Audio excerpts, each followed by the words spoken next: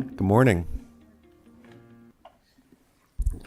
I will officially call to order the regular meeting of Coachella Valley Water District Board of Directors, February 10th, 2026, here in Palm Desert. Would you please stand and join me in the Pledge of Allegiance? I pledge allegiance to the flag of the United States of America and to the republic for which it stands, one nation, under God, indivisible, with liberty and justice for all. You could do that in Spanish.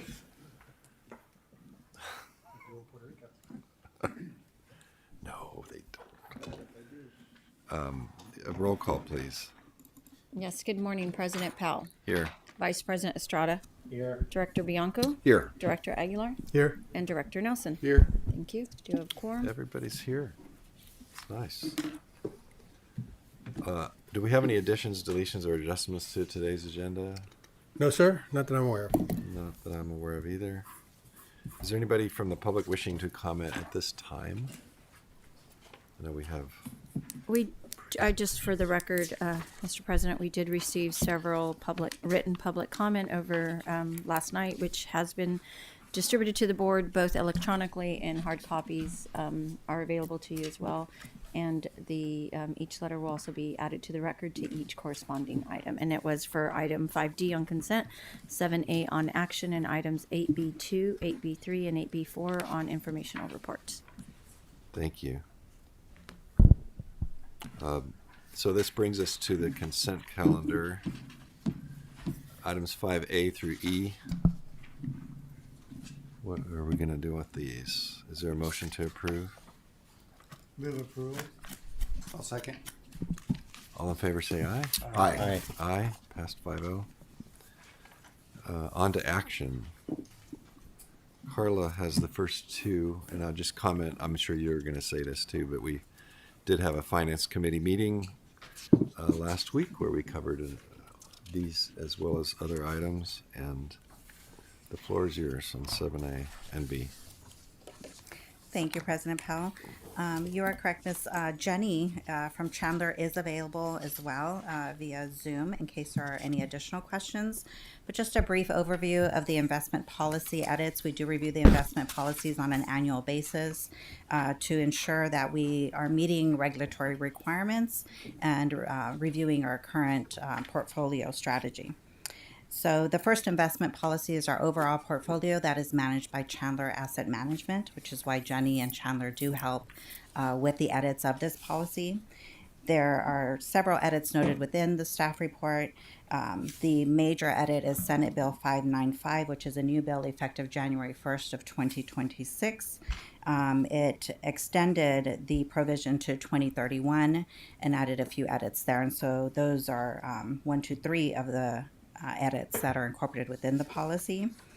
And then we added some additional definitions within the glossary and added some additional definitions within the policy itself.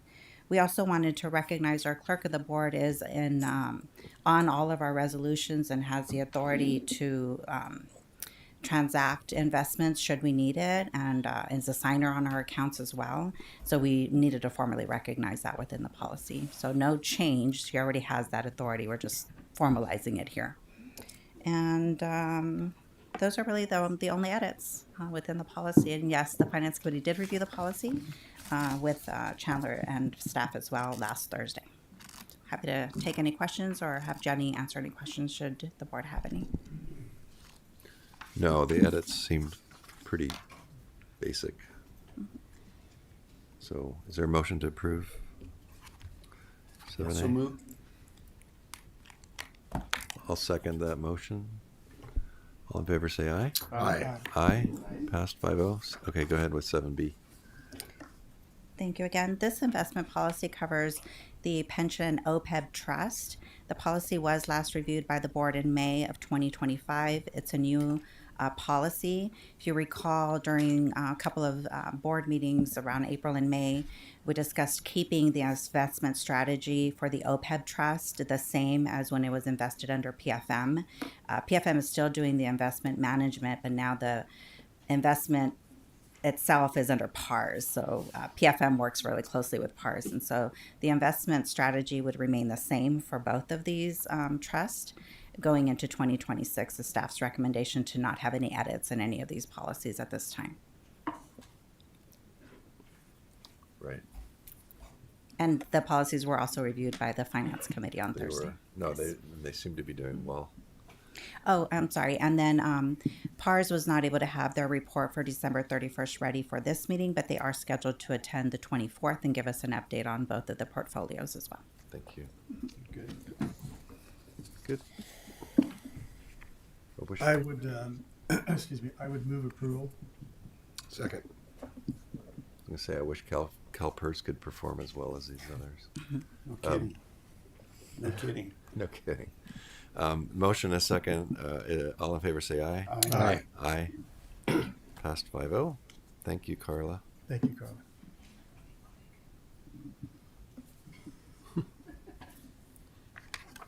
Dan Charlton, C. Go ahead. Hi. Good morning. This board action item aligns with our strategic initiative as we performed our security and vulnerability assessment. One of the main vulnerabilities we had was our video management system. We have more than 230 20-year-old Bosch cameras throughout our facilities to protect us from vandalism and other issues. So this video management system is top of the line. It's going to bring us along to take us into a new future in regard to video management. So this is just to buy the system, and then over time we'll add cameras that make sense. Moving forward, we'll be able to be more versatile at different well sites and different facilities. So it's just the intent is to take us into a whole new dimension with our video management system. So we have the money in the budget. It's one of the most important things outlined in the security and vulnerability assessment. Any questions? I agree. Make a motion to approve. Good. I'll second. Motion a second. Thank you. All in favor, say aye. Aye. Aye. Passed 5-0. Thanks, Dan. Thank you. Okay. Wow. Not even 10 past yet. Should we slow down? No, sir. Let's So keep pressing. 8A, there was nothing in, but we did have the ones that were received last night or yesterday. You know, and I do apologize. We probably should have included one in there. We did receive a prior comment earlier in February that was forwarded to the board from Miss Davies. That was added to the record. So we will. Okay, thank you. Yep. So we should have distributed that copy. All right, our first information presentation is the. And I apologize, Mike. I told you like 8:45. They just moved quickly through Well, good the thing you agenda. didn't. So you're Yeah, right. go to McDonald's and wait for us over there. Come on up, Mike, and this is an update on California Farm Water Coalition's 2025 Impact Report. And your future morning. plans, no doubt, right? Yes, well, thank you so much. I'm Executive Director of the California Farm Water Coalition for 18 more days. Made the decision to step down after 27 years with the coalition, and just having served a wonderful career in agriculture, 40 years in advocacy, and working on water issues with great members like Coachella Valley Water District. It has really been rewarding, and I'm pleased to be here to talk a little bit about our accomplishments this last year and to introduce our new executive director. So I believe there is an item in your board packet. Our 2025 impact report has recently been released. You can get a full copy with the QR code and the link at the bottom. But at this time, I'd like to invite Michelle Paul to the podium. Michelle is our incoming executive director. She comes to us from Ag West Farm Credit. Michelle has been an advocate for agriculture and working with farmers for many, many years and doing a terrific job. We're very pleased to have her on board with us. And Michelle started in the middle of January, and we're excited to have her take full reign of the coalition on March 1st. So, Great. Michelle, if you'd like Well, to take welcome. a moment. Good morning. Good morning. Thank you for having me here today.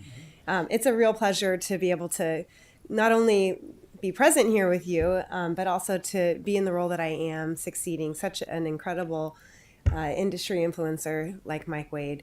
I come to you from AgWest Farm Credit for the last 10 years, where I worked in communications, marketing, and advocacy. In my career, I've done work both at the federal level and the state level in advocacy. I am a transplant to agriculture, so it's a real deep passion for me. I choose to work in agriculture every day and have a deep investment in the success of our industry. I have always been aware of the coalition's work, particularly working at Farm Credit, and have really long admired the purpose of the organization and the very critical role that they play, very unique role that they play in the industry. In this new transitionary period, I've just been floored with all of the things I didn't know, frankly, coming into the water aspect of the agricultural industry. So I'm very thankful for the time that the transition that we have with Mike, where he is overlapping about 6 months with me in order to ensure that I have the tools that I need to be successful. But I'm really spending this next year getting out, visiting with the membership, understanding what the local issues are as pertains to water and agricultural use. And I'm looking very much forward to continuing that great work of the coalition and to be that spokesperson for the agricultural water user. Thank you. Good. Thank you. Welcome. Thank you. Yeah, welcome. So we're very excited about Michelle coming on board. She joins a small but very talented team. Brandon Souza, our Chief Operating Officer, is at the Tulare Farm Show today representing our organization. And also seated in the audience is Morgan Elia. Morgan is our Social Media Director and has played a very important part in the success of the coalition just since August 1st when she came on board. The growth that we've seen in our social media program has been remarkable. And again, I would draw your attention to our impact report. If you can scan that QR code and get a copy of the 34-page report, it is full of information on our social media outreach, our regular media. We had 75% of our content that we published for op-eds and letters to the editor that was published in general publications around the state. We've been very fortunate to have had great partnerships here in the south part of the state, working with Imperial Irrigation District, Ivy H2O, and others. And I will tell you, with the issues going on this year with the 2026 operational guidelines, most of our main media outreach has been on Colorado River issues. And I hope we've made a dent, but Michelle is going to be ready to take up that lead and do a great job representing our organization.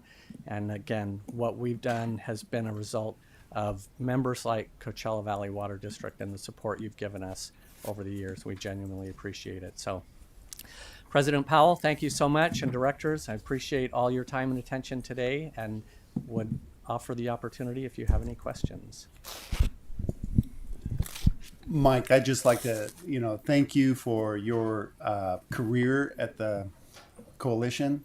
I've been on the board for about 13 or 14 years, and it's rarely we get to have a report from a Aqua Lifetime Achievement recipient, and but you deserve that and more. I think you've been an outstanding spokesperson for agricultural water use in terms of purpose and efficiency and defense, and you've just been amazing, and so we appreciate your efforts on that. And we know we're going to see you probably driving down in the desert because I know you like it here. I love it here. That's right. So appreciate that. And Michelle, I was fortunate to sit on the interview panel with you and got to know you a little bit more. And I'm really excited about you coming on board and taking the coalition to new heights. And with Morgan, we've had on the coalition a series of increasingly professional social media people, and Morgan, I think you're you continue that trend, and so excited to see the the new growth in that, because that's really where people get their news these days. So excited about where you're going and appreciate you being here this morning. Thank you. Thank you. Thank you. All right. Thank you all very much. Appreciate it. Thanks, Mike.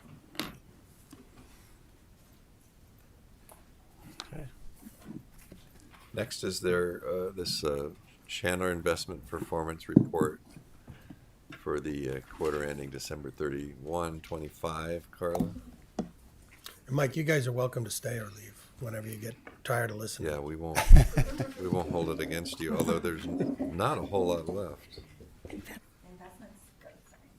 Let's see. Investment strategies are so exciting. Thank you again, President Powell. Again, this item was also presented to the Finance Committee on Thursday, but Jenny is here to provide a portfolio review. Before she does so, I did want to recognize that the Finance Committee did ask for two things to be incorporated within this report, and I did talk about it with staff. The two items that were requested was the overall interest earned per investment strategy. So with LAIF, with CAMP, with those investments with Chandler, and then also how those are allocated amongst the funds of the district. So we do those allocations on a monthly basis. Staff and I discussed it, and we think the best way to do that is to incorporate it within the general manager's report on a monthly basis, and kind of like your water consumption, have an ongoing graph or chart that we present. So we are working on that, and we should be able to have it not today, because I think they're due today, but next month, and then go back and do all of the months for this fiscal year. So just wanted to recognize that. It was a great recommendation. I know the investment reports give you the percentages earned, but doesn't translate that to dollars. So that was noted, and we will fix that. And it's not something that Chandler would be able to do, because they don't know how we actually allocate the investment earnings based on the cash balances within each one of the funds. And not all of the funds earn, this is where we're getting into the weeds of accounting, but if you have like a CFD, they don't get the interest earned for the Chandler investments because they have their own investments within their trust. So there's a little bit of nuances, but we'll include all of the funds, all the investment earnings, regardless of what they are. And the number is about 20. The number earned for last fiscal year was $20.5 million total in interest earnings. Great. Thank you. Yep, you're welcome. And Jenny, I'm happy to switch the slides over for you, but ready when you are. Great, thank you, Carla. Good morning, President Powell, honorable directors, staff, members of the public. Thanks for inviting Chandler to present the district's December 31st investment report. So if you have any questions, please feel free to stop me along the way. So the portfolio had a really great 2025, but before we get to that, I'll just provide a brief economic update. So on the next slide, please, Carla, one more, please. One of the major themes of 2025 was we saw lower interest rates as the Fed started gradually decreasing the federal funds target rate by 75 basis points over 3 meetings last year. So the rate now is between 3.5 and 3.75. The other thing that we saw recently was Kevin Warsh was nominated as the next Fed chair. So that would take place. He would after Fed Chair Powell his term is over in May, then that's when Kevin Warsh would take over. But he still needs to go through the Senate confirmation process. So we're still waiting to see what will happen with that, and also with economic data as well is going to be a big driver. But we're expecting to see about one more rate cut of about 25 basis points, likely to happen at the June meeting, but it could be in the next 6 months sometime. The Fed is watching the labor market very closely. That's one of the reasons they've been cutting rates. So the next slide shows the labor market has been slowing. The employment report is delayed for January because of the partial government shutdown, so we'll get that information on Friday. But we saw the December payroll, non-farm payrolls was 50,000 jobs. The 3-month average has been negative, however, and that's been because there was a very negative October jobs report due to some federal workers who took the offers for a deferred resignation. So those rolled off in October, and that dragged down the number. You can see there's a pretty big negative there in that month. But the unemployment rate has been pretty stable, about 4.4% as of December. The underemployment rate, which is people who are part-time workers or they're not working in the type of job they'd like to be working in, has been increasing to 8.4%. So we are seeing that start to tick up a little bit. There is a jobs mismatch out there. Riverside County's unemployment rate has been just north of 5%, so just slightly higher than the national average. On the next slide shows job openings has been declining. So we now have less than one job per unemployed person available. And you can see during the pandemic at one point there was 2 jobs for every unemployed person. So we can see that the jobs market has normalized quite a bit. The next slide shows inflation, which is also another part of the Fed's dual mandate, of course. So CPI has been sitting around 2.7% for December, and still above the Fed's target, but it's really moderated quite a bit. So I think they're still concerned about keeping inflation in check. They don't want it to fire up again. The core PCE on the right for November was 2.8%. And for the Riverside area, the CPI for November was 4.5%. So it's higher than the national average. A lot of that in California has been driven by energy prices, gasoline in particular, on a year-over-year basis. And also food continues to rise. It's been up 2.6% year-over-year locally. But nationwide, we have seen CPI kept in check. We're seeing the housing market moderate. We're also seeing used car prices come down. But food has been stubbornly rising over time. The next slide shows how the consumer's been doing. This is 2/3 of the U.S. economy, and consumer spending has really been driving our impressive growth that we've had so far this year. So it's something we watch very closely. This morning we got a holiday retail sales report for December, and it was a disappointing one. It was flat month over month. It showed a 2.4% increase year over year. So we saw bonds rally on that news. Consumer confidence has been lackluster, mostly due to pessimism about the labor market and people feeling unsure about things. And if we could skip ahead a couple slides to housing, we'll go here. So the housing market has been starting to slow. So the 20-city home price index on the right was up 1.4% for November. For the Los Angeles area, which is the closest city, 0.44%. So housing growth has been basically flat in that area in Southern California. And growth has started to flatline. But we are seeing mortgage rates closer to 6% for a 30-year fix, so that could help increase some demand for homes for people that are looking to move into a house. Next slide shows the surveys for services on the top, and then the bottom is manufacturing. So services have been very strong. We got an update for January. The services were 53.8, so it's in expansion territory. We also saw a big rebound in manufacturing to 52.6, so that's positive news. And then finally we get to the GDP number on the next slide.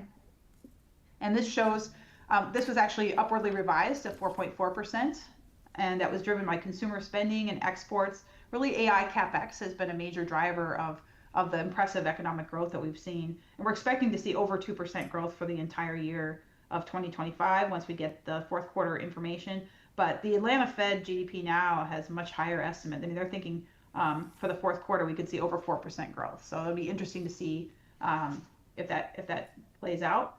And the next slide shows the Federal Reserve and what they've been doing. So the balance sheet has been actually, it was decreasing until December, at which time the Federal Reserve started purchasing Treasury bills to the tune of $40 billion a month, in addition to what they're already purchasing. So we've started to see the balance sheet start to tick up again, and that was done to help the liquidity markets. We've also seen them cutting rates, as I mentioned on the first slide. So we're sitting at a target range of 3.5 to 3.75 right now. We're expecting 1 to 2 more cuts total, depending on, of course, what happens with data. But the terminal rate that we're looking at is close to between 3 and 3.25% is what we're expecting for the longer run. And then the next slide shows what Treasury yields have been doing. And we've seen, the 2-year in particular, you can see it's that dotted line on the left, has declined quite a bit over the past year. And so we had an inverted yield curve for over 2 years, which was a record amount of time for that to be the case. But now it's normalized for the most part, going out past 2 years. It's a normal yield curve again. About 70 basis points difference between the 10-year and the 2-year. So we're getting a reward for investing longer term, but we're also seeing overall lower yields for most of the shorter treasuries. So that means that for the portfolio, that means that the securities have been gaining in value that we purchased in the past. So that's been a positive for your total return. And then if we could go to the next section, we'll be looking at the portfolio. So our goals when we're investing are safety, liquidity, and return. And our benchmark is the ICE Bank of America 1 to 3 year corporate A or better and government index. And then we've got the compliance report on the screen, and this is monitored by a dedicated compliance team at Chandler, and also we use the Bloomberg AIM system, so it's automated. So it shows that the portfolio is in compliance as of December 31st, and we're constantly monitoring that. And then the next slide is going to show the portfolio as of the end of December compared to the previous quarter, the end of September.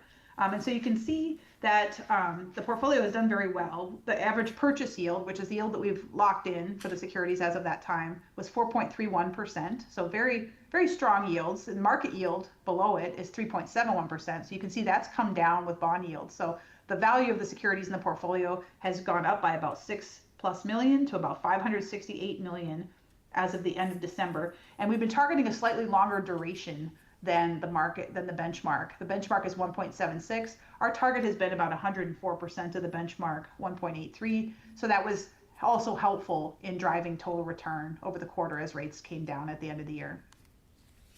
Then the next slide shows the sector distribution. And so you can see how the portfolio assets are allocated. And we have a large amount, 63% in US Treasuries and agencies. Some of those are agency CMBS, Freddie K's, which are guaranteed by Freddie Mac.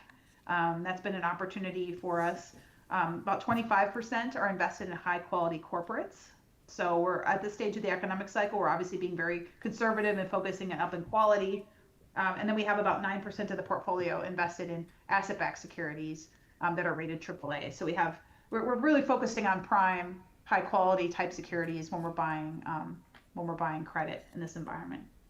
And the next slide shows the duration distribution compared to the benchmark. So the green bars are the district's portfolio. And you can see that the benchmark in gray is very, it's a 1 to 3 year. So it's focused on those duration buckets, whereas the portfolio is much more diversified. So you can see that we locked in some longer term yields out the curve. About 14% of the portfolio is invested out 3 years or more. And we did purchase some securities going out beyond 5 years as well to lock in yields when they were higher. So that was, in retrospect, that looks like it was a good move.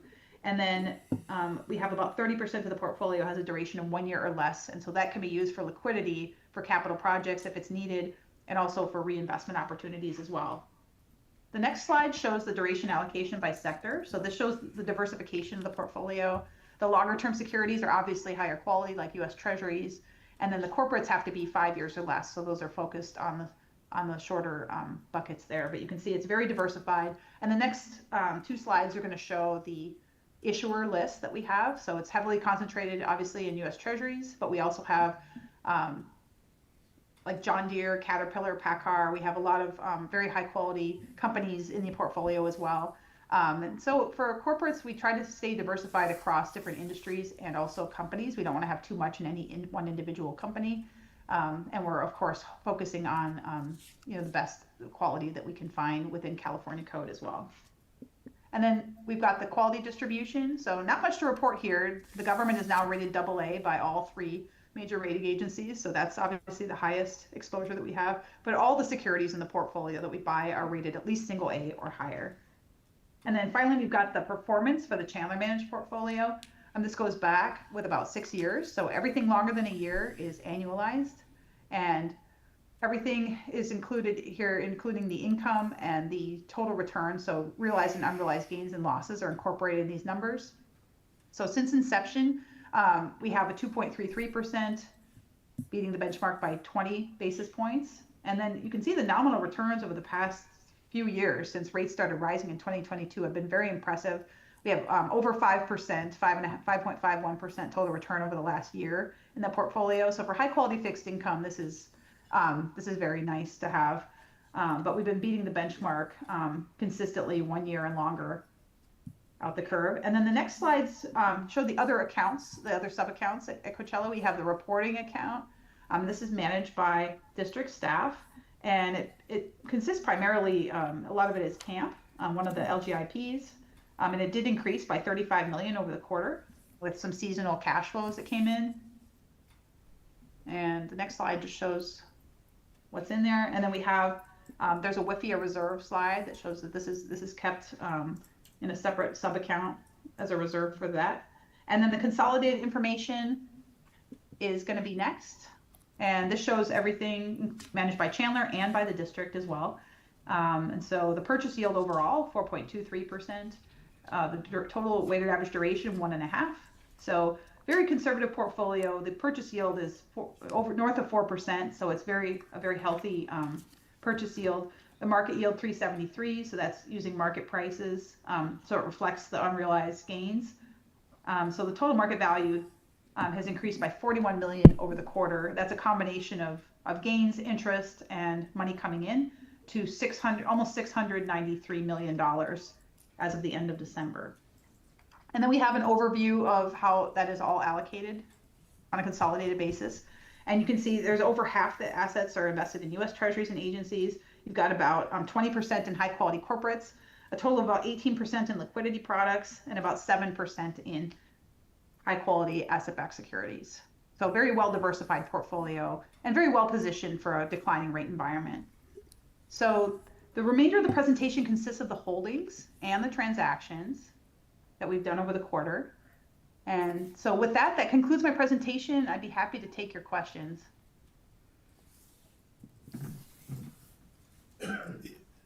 You know, very good presentation. I would make a suggestion that we don't really need to hear that in the finance committee meeting, because if we're going to hear it here, I don't need to hear it twice. And you know, it's not like it's controversial or anything. So just Okay. maybe for the future, we can remember if the report's going to be given at the board meeting, we don't really need to hear it at the committee meeting also. Okay. Would you like to review the overall investment earnings at the committee level? I think so. Or just bring the report in case you have Yeah, questions, I but mean, not you do know, a full presentation? Housing starts and stuff like that, I really don't need to hear that twice. Yeah. Yeah. But otherwise, I mean, it's a great report, you know, just, yeah, Okay, yeah, thanks. certainly. Any other questions for Jenny or? I mean, it's possible the data changes between Thursday and Tuesday, but like Not like on this some- particular not report, on this no. report, yeah.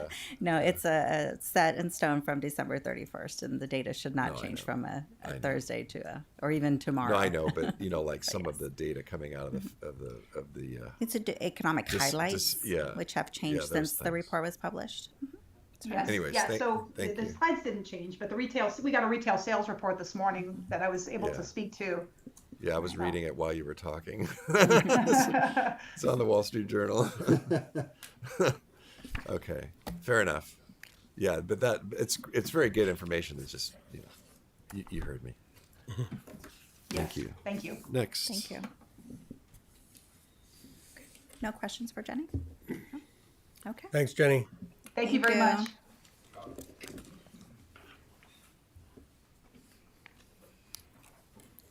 Okay. We have SB 827. We do. This is the one that we don't have to do until December of next year. As current board members, you have 2 years to comply.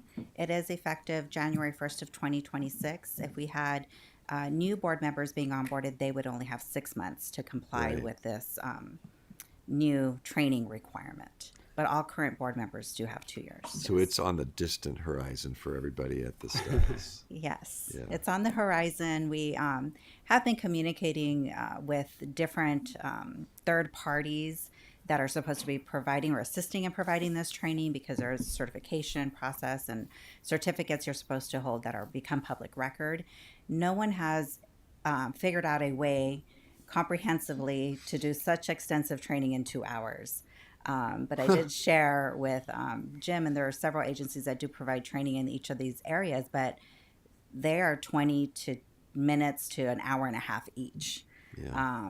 And it is very difficult from a finance perspective to try to consolidate all of these topics. There's 15 topics in 120 minutes in 2 hours. That's the requirement for the training every 2 years. And so that would be 8 minutes per topic. So it really almost becomes superficial as to the content that would be provided. And it wouldn't be targeted to the district either, because it would be provided by a third party. And so just for context, we as staff do go over all of these items throughout the year, and you certainly discuss them on an ongoing basis, way more than 2 hours per year.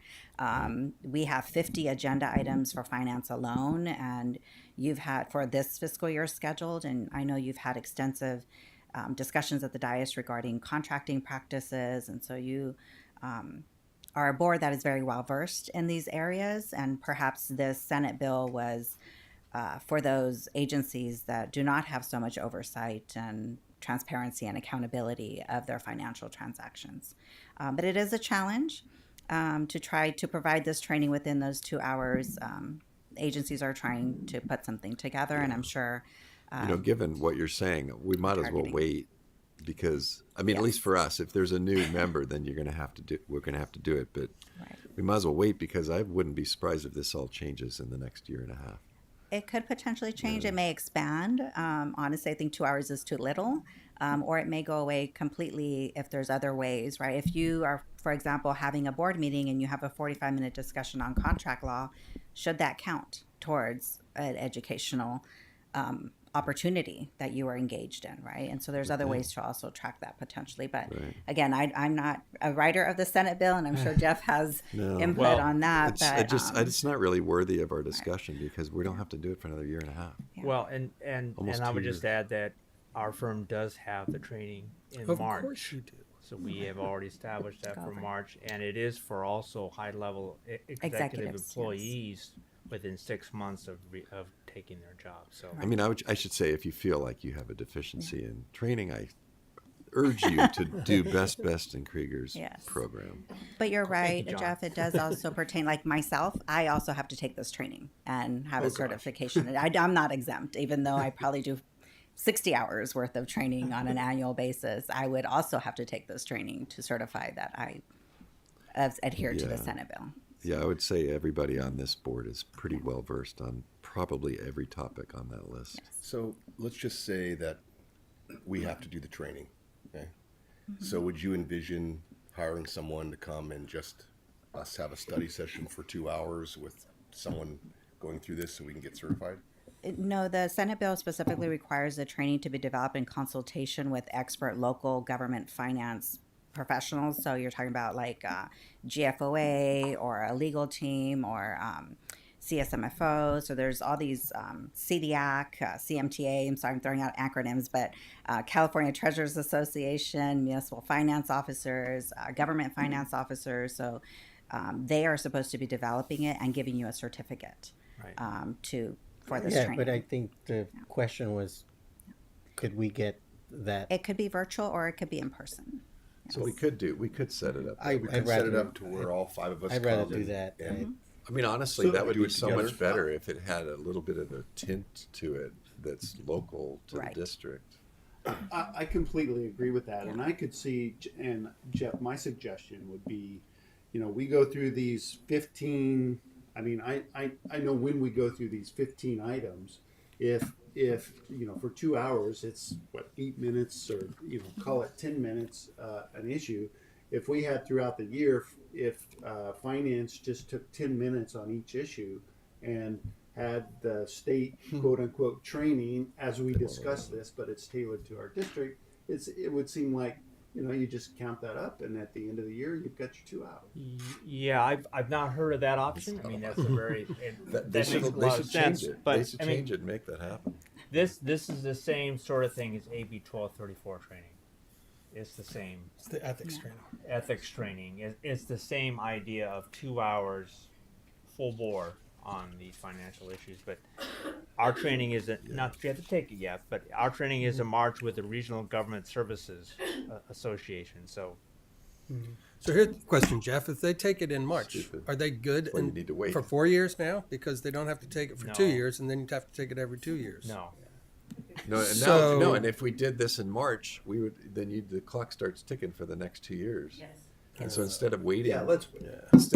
22 months and then doing it, Yeah. you'd have to do it now and then again in 24 Yeah. months. Let's Don't worry, we'll have the training, and you can do it in person. online and individualized for this firm, just like we do for AB 1234 ethics training. You know, we can make it as I will say- general or as specific as I needed. will say that I think that for a new board member, this could be designed as an orientation Absolutely. program, and that would be extremely valuable. Yeah, for sure.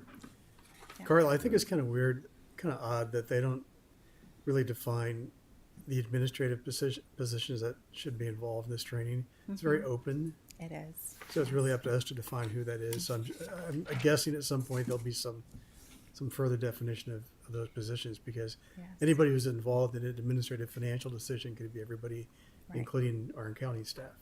Correct. Yeah, our controller for sure, myself, David Lacey, our finance manager. So definitely the supervisor levels that approve and adhere to all of the accounting standards would need to take the training as well. Yes.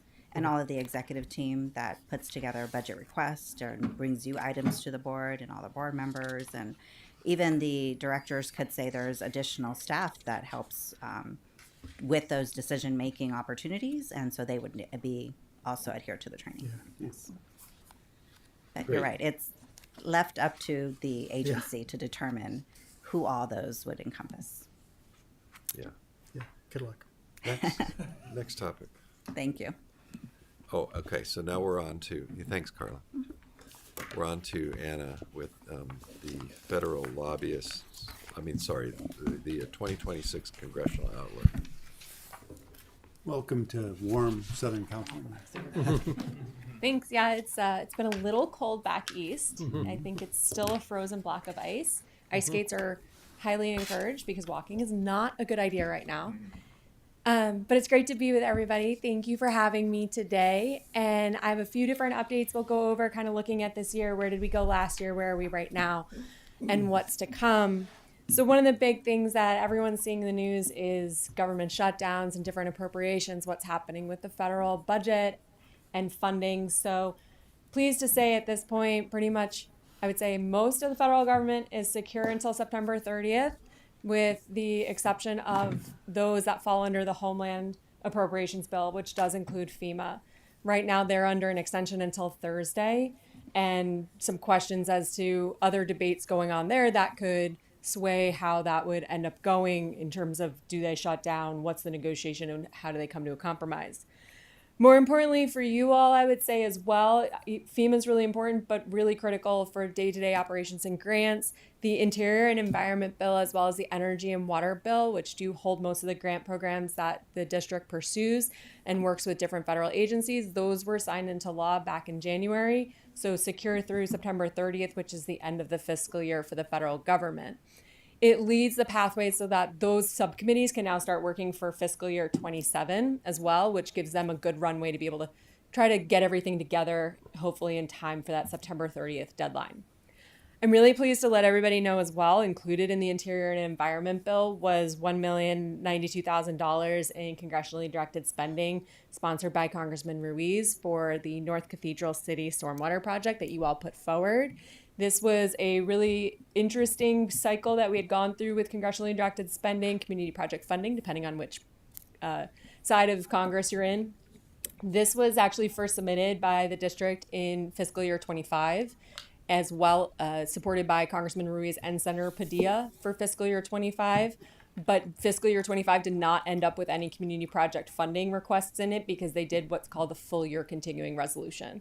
So Congressman Ruiz sponsored the request again, put it forward, and it was signed. So the district will be working with EPA to get those funds for that project to move forward. Really pleased about that as well. And we'll be working with staff to see for fiscal year 27 if there are projects we'll be putting forward as well for there. Next, we are having a number of bills that are being introduced by Senator Padilla on different water infrastructure accounts, as well as supporting different disadvantaged communities and prioritizing different infrastructure grant programs for them as well. We're looking at those for district support and seeing which ones align with the agency priorities, and we'll be working with Senator Padilla's staff on advancing those as they come forward. We also are going to be meeting with Senator Padilla's state director and staff today here at the district, so we're looking forward to giving them an overview on site here this morning when they come. Also wanted to let you all know that the HR 5935 is the Agua Caliente water rights settlement legislation. It was introduced by Congressman Calvert, so we are awaiting action on that in the House, and when a Senate companion bill likewise is introduced. We are working with Desert Water Agency and the Agua Caliente federal lobbyist teams to coordinate efforts on that, and we'll be continuing to work on that as that moves forward. Couple of other things just so you all know that are going on. The House Energy and Commerce Committee is beginning to evaluate the Toxic Substances Control Act. That's a good tongue twister. That is up for reauthorization this year, so they are looking at that. Some questions come particularly around PFAS, especially when they're looking at reauthorization on TSCA. But that is coming up this year, and they're starting to look at hearings and having conversations about that. Glad they're doing it early. On PFAS specifically, we did see that the EPA had asked the court in DC for a motion to vacate as it relates to the maximum contaminant levels regarding the hazard index specifically, which you may recall is that concentration of 4 PFAS chains that would reach a hazard index of 1. EPA has proposed to release a rule that would amend that would change the hazard index, get rid of the hazard index, as well as extend the timeline for agencies to come into compliance. Because they have not yet released that, it's not a final rule. The court did not grant that motion to vacate, and they're still having to argue the case. On the CERCLA side, the court is proceeding with the case as well, where the chamber is arguing that the EPA did not conduct a full economic analysis, as is required by the Administrative Procedures Act, and that could potentially sway what we see happen with the CERCLA designation. Uniquely, the CERCLA designation is one of those areas where we saw the administration, this current administration, align with the previous administration and said they would be upholding that rule as well. So they are arguing in court on that right now.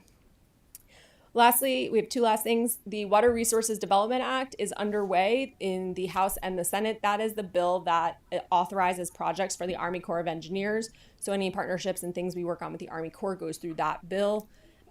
It's been a very interesting time because of how the Department of Defense, now known as Department of War, is having all chiefs reports, which comes from the Army Corps of Engineers, go through the Secretary's office first. So it'll be interesting to see how robust this Water Resources Development Act is able to be, given the limited number of chiefs reports they've received from the Army Corps so far. And lastly, our team is working to put together meetings and some information for Karen. She's going to be joining us in Washington, D.C. I've convinced her it's going to be somewhat warm, but it's not. It's going to be really cold. So we're looking forward to having Karen come to Washington, D.C. at the end of the month for Aqua. We're going to have a number of meetings lined up with her when she joins us. Great. Thanks, Anna. Thank you. Thanks. I have a question, sorry. Yeah. So do you have any information regarding the status of our settlement agreement with the tribe? I can just say that the legislation was introduced, so we have to go through the legislative process at this point, and the House Natural Resources Committee, as well as the Senate Indian Affairs Committee, will need to take them up, and it will need to pass through both chambers. At this time, it has not received a legislative hearing. It has not. But it has been introduced, and that's what we're working with the federal lobbyists from Agua Caliente and Desert Water Agency to coordinate efforts on. Okay, thank you. Yeah. Thanks. Thank you all. Thank you. Board general comments, Director Nelson. Yeah, no, I guess I don't have any comments today, except for that the snow drought is hopefully be impacted with the storms that are coming in over the next 10 days. We've got, 5 to 10 feet forecasted for the Sierras and the Colorado River Basin. So let's hope it comes through. Yes. Thank you. Director Aguilar. No comments, John. Director Bianco. Vice President None. Estrada, and I'll pass as well. Do we have any requests for future agenda items? Yes, Mr. President, I'd like to add an agenda item, not for the next meeting, but for the meeting after that. I think it would be the first meeting in March. And the title of that item should be Discussion and Direction on Leveraging Federal Inflation Reduction Act Funds available to CVWD to support advancement of the U.S. Army Corps of Engineers Salton Sea feasibility study. I think over last year, I've brought up some thoughts on how to make use of those funds. There's been a number of proposals that have been shared. I think recently staff also made a proposal aware to us, but I would like to have a bigger discussion on that. I think that the Salton Sea Authority is prepared to come with a presentation on how those funds can be leveraged to make advancement on that feasibility study, which in my opinion is probably one of the most critical items that we have to try to deal with at the Salton Sea Authority. So that is my proposal. Is this something we need to take action on, Jeff? Or is that sufficient? No, just with that direction, unless there's any objection, it can be added to the agenda. Is that right? Thank you. I'm sorry. Ask the board clerk. We do ask for a second from another I'll board second member. that. Okay. Yeah, But no so- vote. Right. No Okay. vote, Thanks. yeah. Yeah, so Costello, just to be clear, these are the funds that were allocated under the from the USBR in terms of addressing Salton Sea staffing issues at IID and Coachella. In terms of the 2 million for IID and $1 million for Coachella. Yeah, it's the $1 million for Coachella. I think the agreement seems to be pretty vague as to how those funds can be allocated. I think that requires some conversations with the Bureau, maybe with Genevieve and others. I think some of us have maybe talked to her. I know the Salton Sea Authority has talked to her with ideas on how to make use of those funds. And so I think we have to come to an agreement on how we're going to use those funds. And that's really the bulk of the conversation, I think, is defining Right. what we need to do to try to meet our objectives. Right. I know that we were proposing some, different, thoughts on maybe not as in strict compliance with what the agreement says. And speaking with Genevieve at the Colorado River Water Users Association in December, she was very reluctant to kind of stray away from the agreement that we had. Because of the temperament of what's going on in the administration and so forth, and so she wanted to stick closer to that agreement. So with that in mind, I mean, moving forward with any other proposals, then we're going to face, I think, some pushback from the Bureau on that. Well, we know that conversation happened. I think we've had our own conversations where we don't feel that necessarily was something we heard. And so we'd like to figure out if there's a better proposal that we think we should follow, then who are the people that we need to go through to ensure that we don't have any issues. If we expect that there's pushback, then who do we need to talk to? So is the idea to come with a proposal that the board would vote on? I think so. I think that in December, during CRUA, we also had a conversation with our federal lobbyist and the executive director of the Salton Sea Authority. Director Aguilar was on that call with me, and even then, the thought was that we needed to have some type of proposal that we could share with the board that clearly defined how those funds could be used and for what purpose. I think all of it pointing to making sure that the feasibility study was the kind of focus of that, of moving that forward. I think that's what the Salton Sea Authority is going to be prepared to present. Have those things shared with the board. We can have a bigger conversation on that, whether it makes sense, whether it doesn't make sense, and if the result is that it makes sense, but we need to go talk to someone, then maybe the board needs to say, well, then we need to go do that. Okay. All right. And I think that's it. I also think that we're up against, I don't think it's imminent, but a deadline at some point. to Yeah. commit that.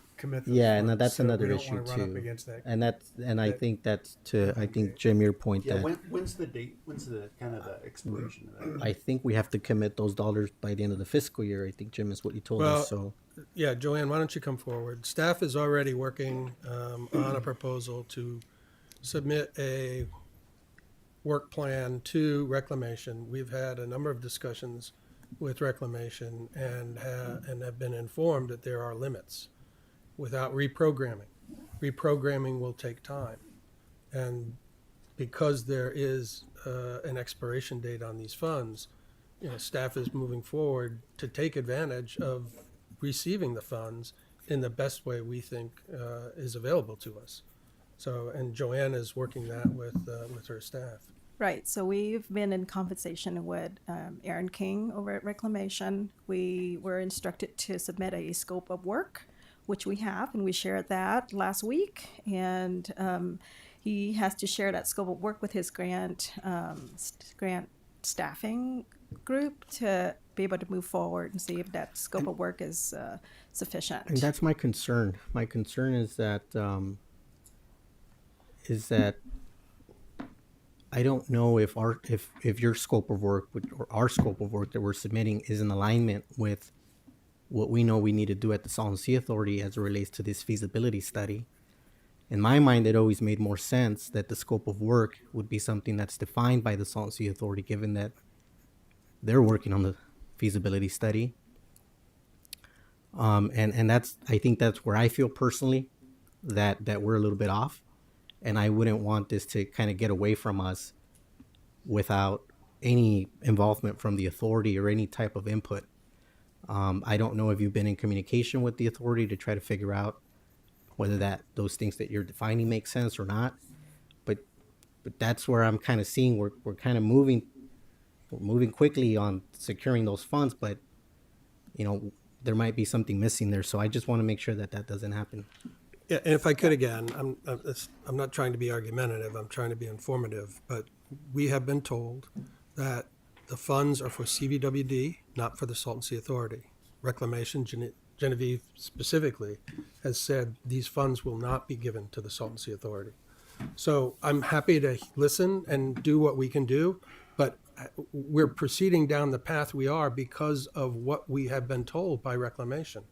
And what we don't want to do is head off on some tangent that could potentially cause us to lose the money altogether. I also don't want to just check off a box. No, agreed. I don't want to just check off a box for something that for me doesn't make sense, that it really was to advance something. I haven't even seen the scope of work. Well, we have had this discussion a number of times. This is Not in new. detail. Not in. I mean, I haven't.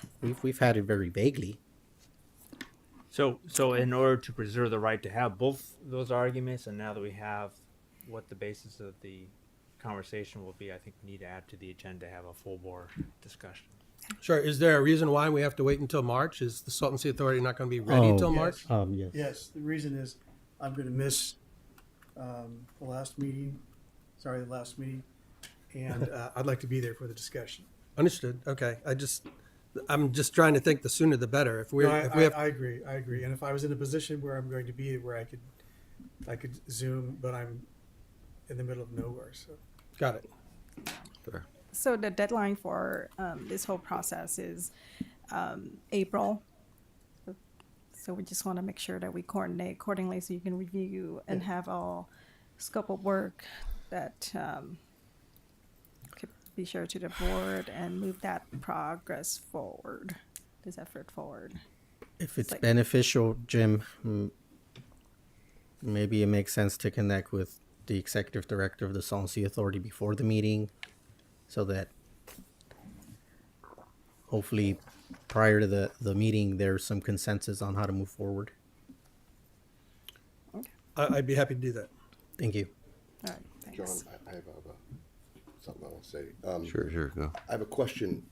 Have we reached out to Greg Wallace and Jeff Gonzalez to see if they may be willing to put a bill together to pay for Chromium 6? for our feasibility or our implementation plan. Yeah, well, actually a bill for everybody, so that the state pays for everybody for chromium-6 who are affected. I mean, have we thought about going to our local guys and maybe? We have approached both of them, but not for the purpose of special legislation that I'm aware of. We have had discussions, and I'll defer to Karen. So, yes, we've had a couple of, every time we meet with them, we talk about chromium-6, and we meet with them quite often. So just a week and a half ago, we had legislative visits with both of them as part of the California Special Districts Association. Talked about chromium-6, shared our latest water news, so they're well aware of the cost. Prop 4 was supposed to be sort of that pot of funding. That money, all of it related to water, is going back to the State Water Board. The State Water Board has their own processes and grants for how they're giving away money for chromium-6. So the short answer is we have approached them to talk about chromium-6, let them know that this is a $350 million plus mitigation that the state is requiring of us, but we have not specifically asked them for an actual bill. So why don't we ask them for a specific bill that would encompass not just the Coachella Valley, but other parts of the state where they can partner with other assembly members and put a bill together? At least we get some. So this is a potential future agenda item. I guess this is an item for a future agenda, or this could be 11C, a department report. So, I mean, Well, let's have it be a department report, just take it out of order if that's okay with the president. That's fine with me. Can I give a department report? Yes, Yes. please. Okay. Yeah, this is, so if you'll recall, and I know Vice President Estrada, you were at on those calls with the State Water Board members where we talked about funding for Chrome-6. I think there's going to be a lot of challenges getting state funding because there's also, PFAS issues at, numerous water agencies along the coast, particularly at the coast. We did think that Prop 4 was going to be the funding mechanism, but the way the State Water Board is allocating that funding is through what they call the intended use plan. And, that money is going primarily to small water districts and severely disadvantaged communities, but smaller water agencies. So, we have talked about it with our coalition partners and with Tim Worley at the Community Water System Alliance. Vice President Estrada, again, I know you were on a number of those calls, and I think there's just we've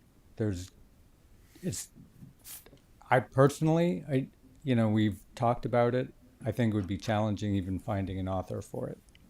But we can pursue it. I disagree. I think that you could get both of these guys would welcomely put together. They would be authors of this, and I think that we're silly if we don't go and sit down with both of those guys and say, listen, this is something that's going to affect the Coachella Valley. It's going to affect other places.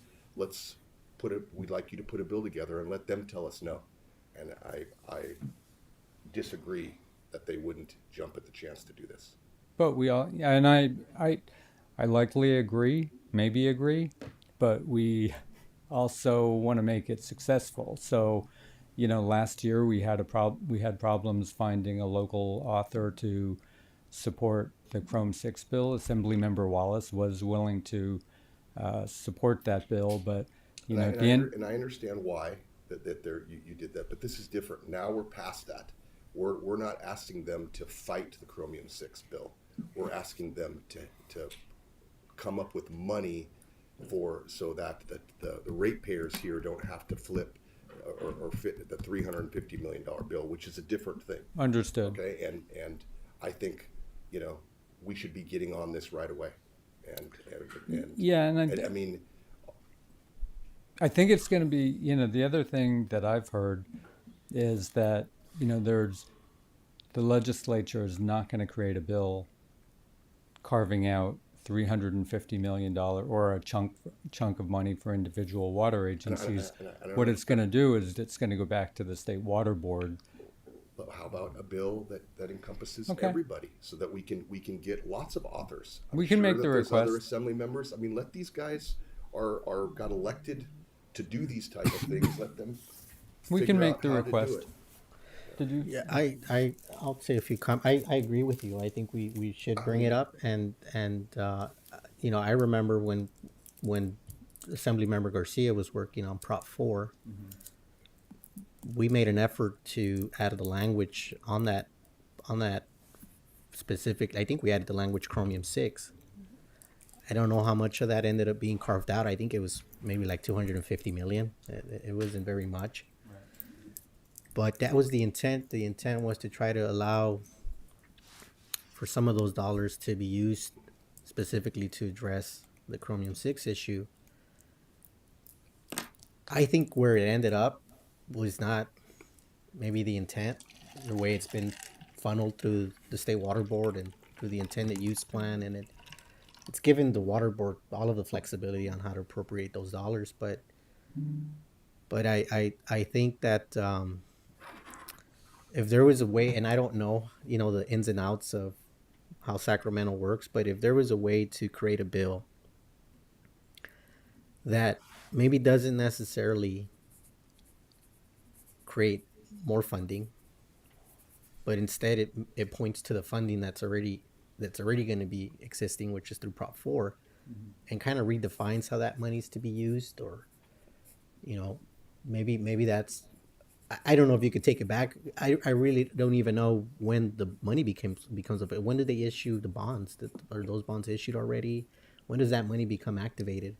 They started some of that in the last legislative cycle. So there was a few bills for different things, not just water, wildlife. Yeah, it was. I mean, there was a whole host yeah, of things. all of that. Yeah, this fires year, and everything. But yeah, yeah, I mean, they have people on staff that can figure out how they can, you know, how we can fund this. But I mean, I'm headed to Sacramento tomorrow, and we'll be meeting with each one of our legislative electeds. I will be making the request. See where. Okay, that's that what I takes want. us. Make the request, and if they say no, please let the board members know. Tell them Anthony's going to call him. Yeah. That's correct. That's correct. I always thought that you know, I was part of that SAFER advisory group for probably 4 years or so, and I always thought that it was interesting how they created a pot of money for PFAS. It was very specific to PFAS, and in my mind, I always thought someone ought to replicate that bill. Instead of it being PFAS, make it Chromium 6. They created. My understanding is they carved out some money for that, whether it was from an existing appropriation that was within the water board, or whether it created a new budget from the next budget. I don't know the mechanisms of that, but that's an interesting bill to look at. I don't know if you're familiar with it. Don't even recall who the author was, but that'd be a good. For me, that comes to my mind is that PFAS bill. So, after they say yes, Castelo and I will go help meet with them. Thank you. After they say yes. Thank you. Appreciate the discussion. And if they say no, then you and John are They won't say no to you. They might not do it, but they won't say no. Yeah. So let's see where we are now. Meeting reports, I believe. So on the first one, January 27th, Director Aguilar. Yeah, thanks, John. So this is really just a brief meeting I had with Carrie and Jim. I wanted to get an update as to progress on the North Cathedral City stormwater project, and one of our biggest barriers had been our negotiations with Kinder Morgan. I understand we made some breakthroughs in that area, so I was pleased to hear that and appreciate, Carrie, the work you guys have done on that. It was it. Thank you. Looks like Director Nelson, you've got 4 in a row there. yeah, I have the next 5. few, John. So I'll just take it away. On January 28th, the CNRA Wade Crowfoot had a webinar regarding Colorado River use from his perspective. That was right before the governor's meeting on the 30th. He pretty much outlined, California's position and what they've been doing well. He had a number of special speakers in there to help him. Our own Robert Chang was one of them. It was a good webinar. There were hundreds of attendees on the webinar. I think probably mostly from the Upper Basin, listening to what California's position was prior to that meeting. But it was a good meeting. Then on the 28th, 29th, I was able to listen in on the long days of the State Water Resources Control Board have a Bay Delta update hearing regarding their Bay Delta update to operations of the Delta. It boils down to pretty much a two choices that the state board will make, whether they go with an unimpaired flow of the river and tributaries to the Delta, or whether they go with voluntary agreements now called the Healthy Rivers and Landscape methodologies. The State Water Board, along with some other districts, did an update on the Healthy Rivers and Landscape. And then there were a number of Indian tribes and fish agencies that made the case for the unimpaired flow. It's a big deal for their decision, and it seems as though the board is leaning towards the Healthy River and Landscapes, which much to the chagrin of many of the fish agencies and so forth. But we'll see how it comes out. The differences between the two plans are kind of boils down to Healthy River and Landscape relies on functional flows and the financial contributions from the water users to fund habitat restoration for needing fish, mostly salmon, and then have functional flows to support those habitat projects. There's actually been about 38 projects already built, and I think there's up to 58 projects on the books for that. So that's actually already moving forward. And it would utilize between 35 and 55% of the flows would go through the Delta. The unimpaired flow would use up to about 65% of the flows, which would mean less water for export and the contractors. So it's a big deal, and we're hopeful that the decision's made where it's in a comment period right now. So those were actually 3 days of hearings.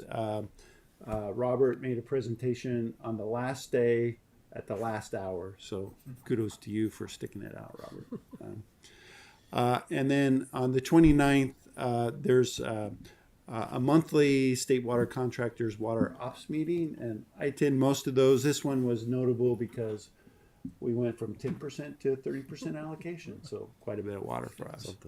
And then lastly, on the 30th, there was a Greater Coachella Valley Chamber of Commerce legislative breakfast. Karen was there, I was there, and they have a gubernatorial candidate series, and candidate Xavier Becerra was there, former California AG, running for governor. Interesting, what I got out of it was he commented quite a bit on the billionaire's tax, and he's not, so much in favor of that, but he's in favor of more taxes to help support the state's budget. So that concludes my Thank you. report. Thank you. Then on the 30th, Director Bianco, Living Desert. We went through normal president's report. They also had a gala report that's coming in March, which is their largest fundraiser, and then their long-term capital campaign. We also, interestingly, they gave us a sustainability report. They're really emphasizing sustainability. They're really watching their water use. They have water decrease over the last month or a couple of months of 2.5%, 3,600 CCF. They're making their own mealworms there. They're got rid of plastic bottles. They're composting on site, and they're growing their own produce. So they're really stepping their game up over there. They're doing a good job. Good. Yeah. February 5th, we had the Board Finance Committee that we had mentioned earlier. February 7th, Colorado River Basin Awards Dinner, Director Estrada. Just skip one? Hmm? Just skip your finance committee? No, I did it You really did it? quickly. All right. Yeah, that was part of an it's a wastewater organization, California Water Environment Association. They have 17 sections across the state. They provide training, certification for wastewater professionals, and we're in the Colorado River Basin section. And this was their annual awards. We were invited to participate. We had about 10 staff there from collections crew, wastewater treatment plants. I was at 29 Casino. You had other folks there from Indio, from Coachella, from Mission Springs, all the way to Imperial County. And some of our staff got recognized. Christian Castro, who works at World 10, he got an award for Supervisor of the Year. And Mr. Noe Espinosa, who's part of our collection systems team, got Collection Systems Person of the Year. So Dan, those are your folks. Congratulations to them. Yeah, it was good to be there. And that's it. Great. Are there any other meetings we need to report on? I have one for the 30th, January 30th. I also was able to meet with California gubernatorial candidate Javier Becerra. I met with him at the supervisor's office. And then on that same day, I actually was invited to be the spelling bee master for Cesar Chavez Elementary School. So I've been doing that for them for probably the last 7 years. The what master? Spelling bee master. So Spelling they bee. have, What did the spelling bee master do? you get to pick the words. You get get to pick the so words. you have the list of words. What age? Fourth graders. Fourth graders. Fourth graders. So you get to pick the words, and I mean it's kind of fun. Isn't your daughter a fourth grader? Yeah, but in a different school. In a different school. In a different school. She's at Valley View. Okay. Which So she's not in the spelling No. bee. Yeah, I've never done that at her school. But it's I've been doing it for some time. I get to go there and present myself as the director of CVWD. Tell them a little bit about what that is, and then you start off with 20 kids and you kind of feel bad when you start eliminating them because you tell them to get off the Especially stage. when you give a kid a real hard. Well, I try to be fair with the words, but the person that's going to be the champion, because they have to spell the last word to be champion, right? I tend to pick a hard one that's like deserving of a champion, and this student this time she was great. But anyways, I have fun with that. I still can't get over my third grade spelling bee, and I thought it was so unfair. Why, you get a hard word? No, it was an easy word, but they said gym. Now, if they asked me to spell gymnasium, it would have been no problem. But they said gym. And you spelled it like Jim Barrett. Gym. And I lost. But don't they give you the? Well, they gave me some vague explanation. So you said J-I-M? No, it's but I never even heard. I never heard the word gym. Yeah, it's not too good at I knew gymnasium, Yeah, but I didn't know gym. Okay, not since I'm the spelling bee master and I know the rules. You say the word, and then you give the Definition. You use it in a sentence. Okay. Yeah. So I use it in a sentence, and then if they want the definition, they can request the definition. But you use it in a sentence. Right. So that you get a sense of what the word is. Yeah, I know that. Did but you ask? I'd they never didn't give you heard a of the sentence? short version of that word. Anyways, I thought it was unfair. They should have said It's gymnasium. It's short for gymnasium. Yeah, and that would have got it easy. Yeah. Yeah. Anyways, Wow. that's a long time ago. just think about the impact you could have on these children. You could ruin their lives. I mean, it's, no, you could tell that You're still bitter about that. Yeah. No, it just didn't no, seem you fair. could tell some of them get upset. You know, they get upset. Okay. Any others? Is there a motion to approve per diem? So moved. For the meetings reported? I'll second that. All in favor, say aye. Aye. Aye. And that gets us to Me. General Manager. Yes, sir. I only have one this morning, but it's an issue that I have strong feelings about in both directions. It saddens me tremendously, but it's I'm very happy for her. Carrie has made a decision to leave, to retire. And we're still working through some of the timing details. This will be her last official regular board meeting, although we're testing to see whether, we'd be able to bring her back on special items. She'll be in attendance for the CIP study session on the 17th.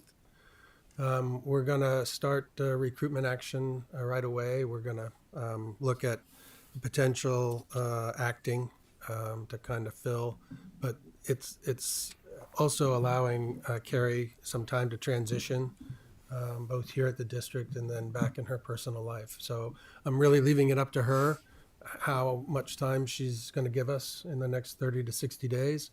And I appreciate everything she has been able to accomplish here. My working relationship with Carrie has always been excellent. She's been very responsive to everything I've ever asked her to do. I've tried to support her in everything she's asked me for. And, who the winner is in that, I don't know. But certainly the district has benefited from her contributions here. And I do want to acknowledge that we are much better off by having her here. So I agree. Thanks to Carrie. Yeah, we're going to miss you, Carrie. Miss you a lot. Yeah. Yeah. 29 years, close to 29. So, yeah, big move. Yeah. No, is a big move. It's a really important position. Absolutely. Huge. Out of all the directors that I got to work with, Carrie, I think I had the most pleasure working with you. Yeah. I don't want everybody else to feel bad. This is not a competition. No, It's the truth. We'll It's the say the truth. same thing about you when you leave. No, I agree. From my point of view, Carrie, I've just really enjoyed working with you, and I have so much faith in everything you say that it's well researched and well thought out and correct, and you're so prepared when these developers come in, to snipe away. It's very impressive. Yeah. Even in those fights we had, Carrie, I would tell him, hey, you got to make sure you come ready because staff is really smart. Carrie's really smart, so I would always give him a disclaimer. Anyways, yeah, we'll miss you. Is that it, Jim? Yes, sir. GYM.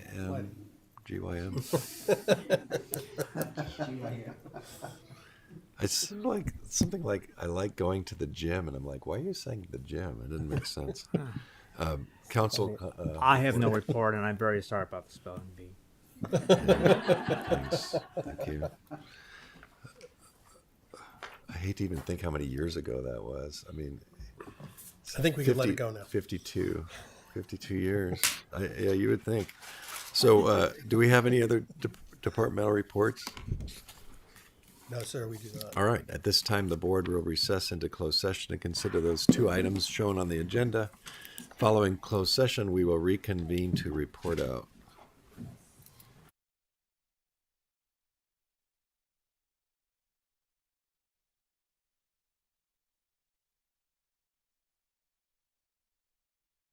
Regular reconvened. We do not have any. I'm sorry. We do? have, do we have? an action. Your special counsel, Oh, Steve yeah. Abbott, requested that based on the last closed session, the board approved or confer with legal counsel regarding the pending litigation of Sierra Club versus California DWR. And pursuant to the direction given to Mr. Abbott in the closed session, CBWD just joined yesterday formally with the Department of Water. Okay. I wasn't copied on that. Thank you, council. And with no further business, we are adjourned.